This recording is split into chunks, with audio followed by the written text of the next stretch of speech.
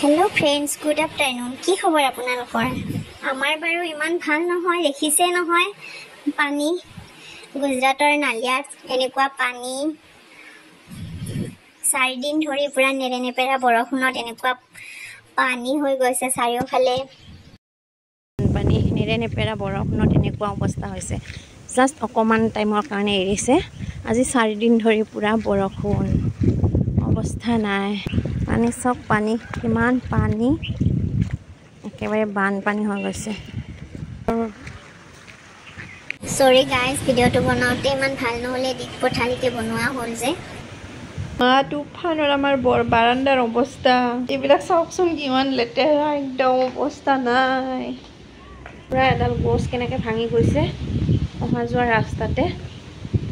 আমি ওলাব নোৱাৰো সোমাব নোৱাৰো এই সাইডেৰে ইমান ডাঙৰ গছ এডাল ভাঙি গ'ল আৰু সিহঁতৰ আমাৰ সন্মুখৰ কোৱাটাৰটো এনে ডাঙৰ গছডাল ভাঙি আছে আৰু সেইপিনে পুৰা গছ ভাঙিছে এতিয়া যাব নোৱাৰো ন সেইফালে ইধেৰে এইটো ৰাস্তাৰে আৰু পানীৰে আহিব নোৱাৰি সেইটো ৰাস্তাৰে গছেৰে গছ ভাঙি পৰি আছে তাৰ কাৰণে আহিব নোৱাৰে চাওকচোন 2 দিন ধৰি কেনেকুৱা তুফান ইয়াত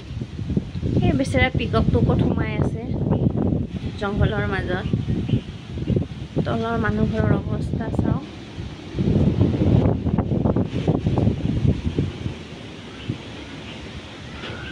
ইমান পানী এইটো ৰাস্তাৰে পানীৰ বাবে অহা যোৱা কৰিব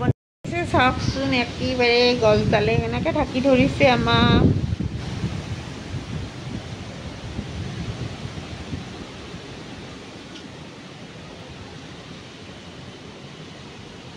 আমাৰ যে অৱস্থা নাই এইফালে বোলে বৰষুণ অকমান বৰষুণ এৰিছে বাৰু এইফালে বোলে